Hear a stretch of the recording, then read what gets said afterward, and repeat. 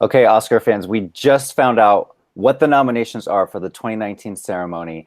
And, we can listen to the guilds all we want. We can listen to the critics, but at the end of the day, the Academy Awards are going to do what they want to do. And they did that this year. There are many, many shocking snubs and a lot of really interesting surprises as well. I'm Marcus James Dixon. I'm here with Joyce Eng and Chris Beachum, Daniel Montgomery, Susan Wloszczyna. Did I name everybody? There's a lot of us. But Chris, I'm going to come to you first. What's your big takeaway from the nomination? I just made my predictions. That event is already up and running. Everybody that's really a front runner for Best Picture missed something. So either Roma missed editing, Stars Born misses directing and editing. Green Book misses director. It's why is Best Picture so hard the past 4 or 5 years in a row? So that's my biggest takeaway, is that there's no consensus at all for Best Picture, as best we could tell at the moment.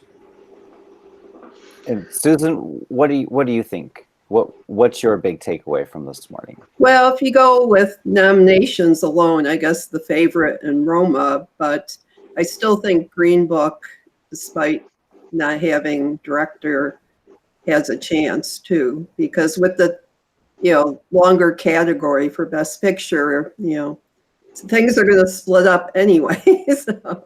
Mm-hmm. After the PGA Awards, I was 100% convinced, okay, it's a Green Book type of year, it's going to win, but then it didn't get director. Yeah. Like, well, now what do I do? Remember early on that when the nominees were being announced and we're going back and forth on our messaging system, in the first batch announced was editing, and that was kind of a surprise for Green Book. And I thought, oh, if it got editing, it'll certainly get directing, and that's going to make it the front runner. And then it didn't get directing. Yeah, Joyce. Well, I'm very bummed that Mr. Rogers documentary. It's the Jane of this year. Yeah, because it just won PGA. I mean, it was on its way. It's the top, just like Jane. It's the top grossing documentary of the year with 22.8 million. Okay, Tom Hanks has a Mr. Rogers movie, but he might get snubbed too next year or so. Well, but it'll get nominated for Best Picture because it'll get nominated for everything else except Tom Hanks. Not Mr. Rogers is Tom Hanks, but it's all right. But Morgan Neville, he already has an Oscar for 20 Feet from Stardom. But actually, it's a good category. I mean, all those documentaries deserve it. It's just that my favorite didn't get in. So, but Ruth Bader, she'll hold up, her side of things there. So maybe she'll go to the Oscars. I doubt it. But Oh, that'll be fun. I'd love to see her on the red carpet. Yeah, I think they should carry her on a. Maybe she should host. Thing.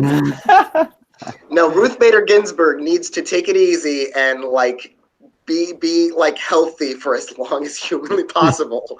She should not go to the Oscars. All right. What are some other big snubs? My personal, I can't believe he was snubbed, was Justin Hurwitz for First Man. He did the score.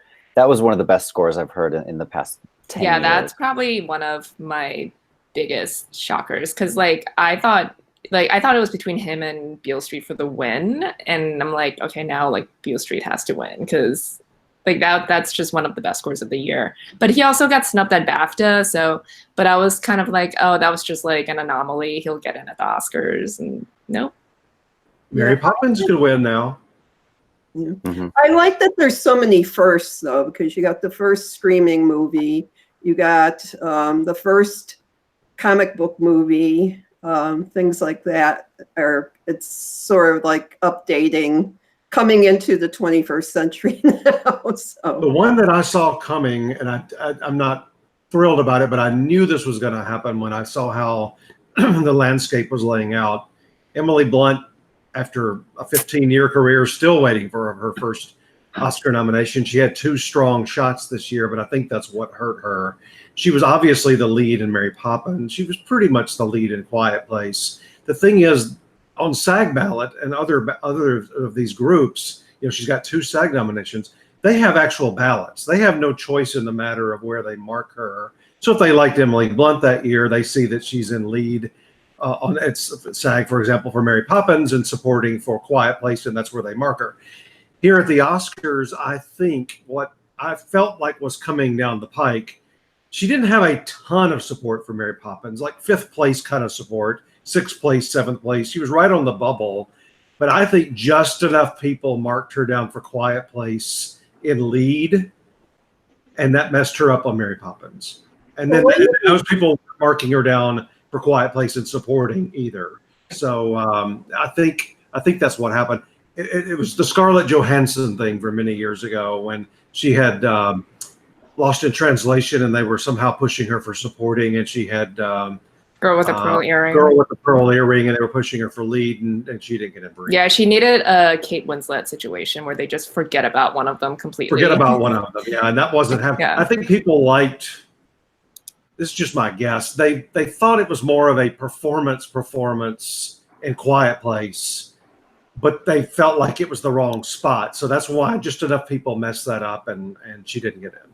Well, why do you think William Dafoe got in instead of Ethan Hawke or John David? Maybe they feel bad about last year. Well, he's not going to win. No, it's like, I mean, it's a good performance, and he's playing Vincent Van Gogh. Yeah, it's a showy biographical role. And he ages, well, not ages, but like he's old. He's like not ages. He's in his 60s, and he's playing Van Gogh in his 30s. Well, yeah, that's what I meant. Yeah. Well, we watch these campaigns kind of from the ground level, and Willem Dafoe's been everywhere. Now, John David Washington has too. I think that hurt Ethan Hawke. Ethan Hawke's in a play in New York. Right. He's really only gotten individual critic awards. He hasn't gotten up at any of the main shows other than Critics' Choice, and he didn't come to that. So I think that hurt Ethan. I don't know about John David Washington other than he's unknown to them beyond being Denzel's son. Right. Imagine being Ethan Hawke and you win like every critics award, and then I don't think this has ever happened. I really don't. No, think it happened to Sally Hawkins because she won the big 3 for Happy Go Lucky. Okay. And she won the Globe in comedy, and then she got snubbed. But I am happy Paul Schrader and Spike Lee got nominations in screenwriting. So Paul Schrader's first ever. Yeah. Daniel, what surprised you or angered you because it was snubbed?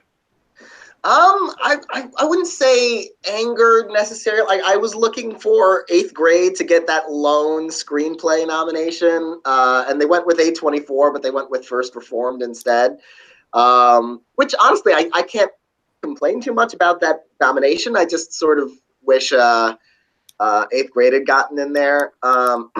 I don't know why there was so much love for Ballad of Buster Scruggs that we weren't expecting. It's like, why is that a screenplay nominee? Just love the Coen brothers. They are the modern day get in there. Woody Allen. And them for True Grit. So Woody Allen, Martin Scorsese, they get in for basically anything.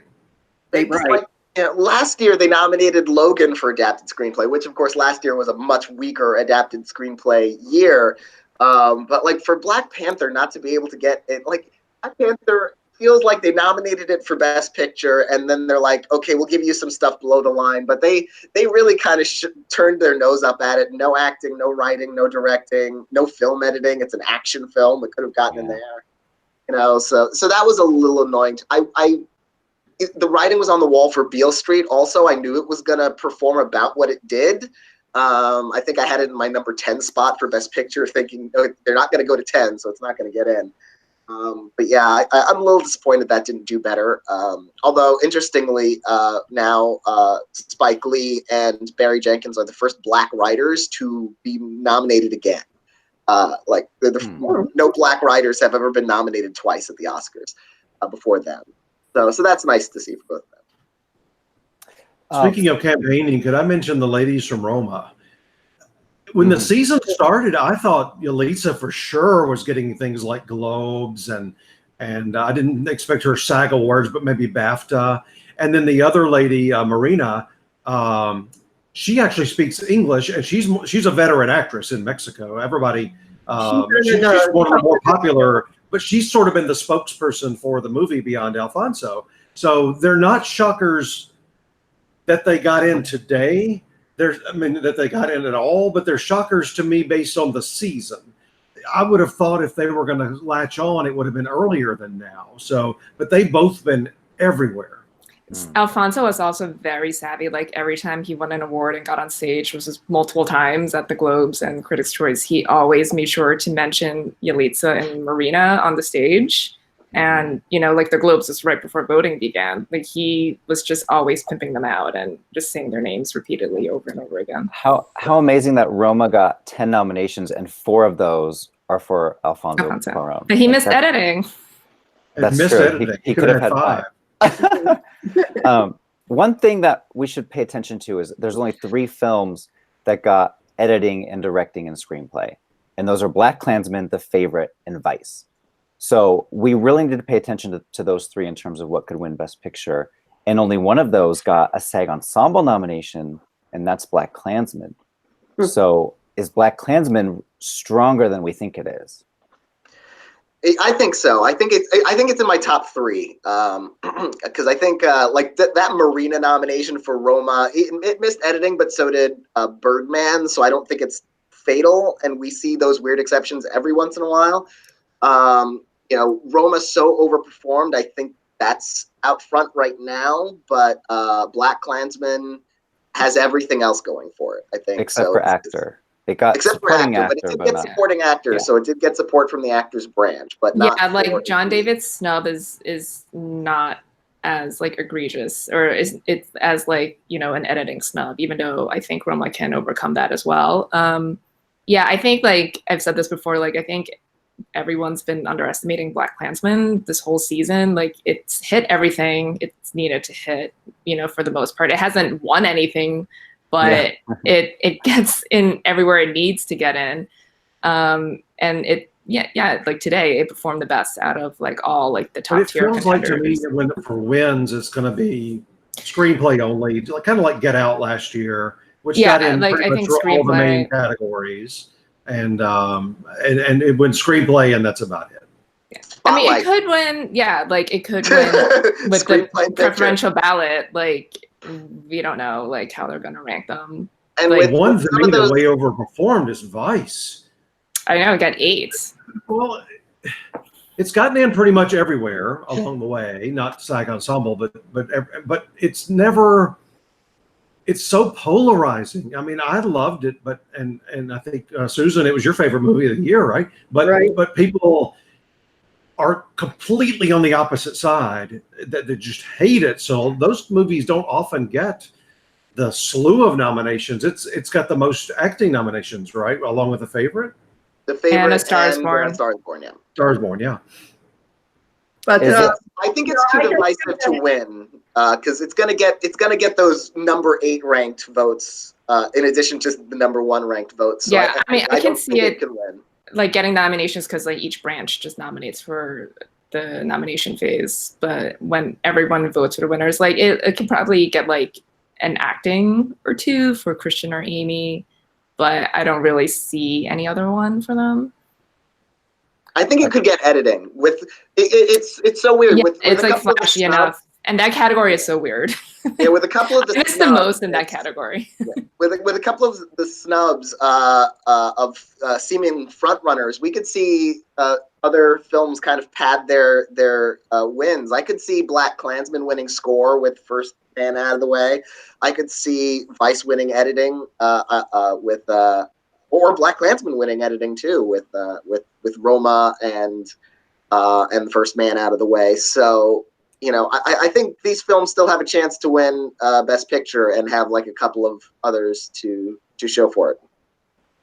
Can A Star Is Born still win Best Picture? It did not get editing. It did not get directing. I doubt it. I mean, I support that.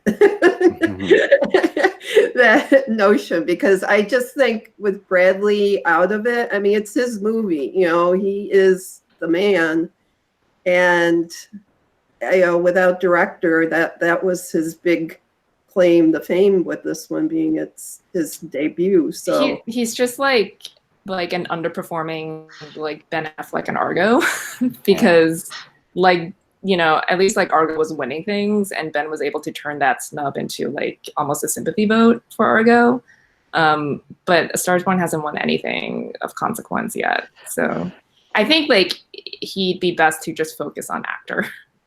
Yeah, which even that feels like an uphill climb, just given how he's the like film third underperformed right in now. general. You know, just because I think Christian Bale is ahead there at the moment, just because of how Vice did overall. It's a showy biographical role. Bohemian Rhapsody also did well.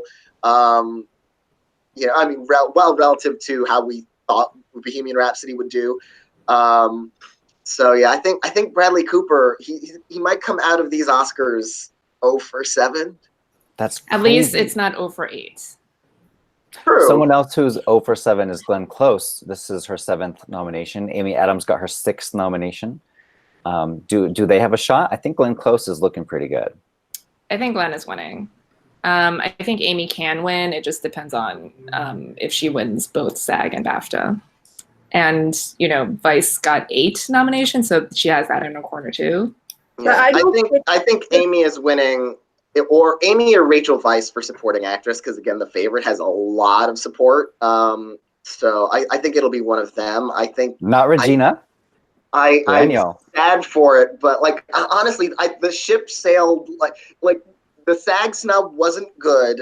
The BAFTA snub, I think, was just I don't see how it comes back from that. And the film didn't do better than we were expecting. No Best Picture nomination. She needs SAG and BAFTA to go to different people. Split. Yeah, That could happen. Amy Amy Adams and Rachel Weisz. But even that. then, I think one of Amy Adams or Rachel Weisz will still win the Oscar, even if they split. Yeah, because also like in recent years of split races, it's also been BAFTA who's been the dictator, like Alan Arkin, Tilda Swinton, and Mark Rylance. So I can't believe I'm saying this, but I feel as comfortable with Regina winning as I do. Trying to think of a shallow winning song. I don't see how. Really? Well, everything. Leaving out the most important thing, which Daniel just mentioned, the SAG and BAFTA snub, which is incredibly, it's inexplicable. I mean, I don't even understand it, but the category is laying out so well for her from an Oscar standpoint.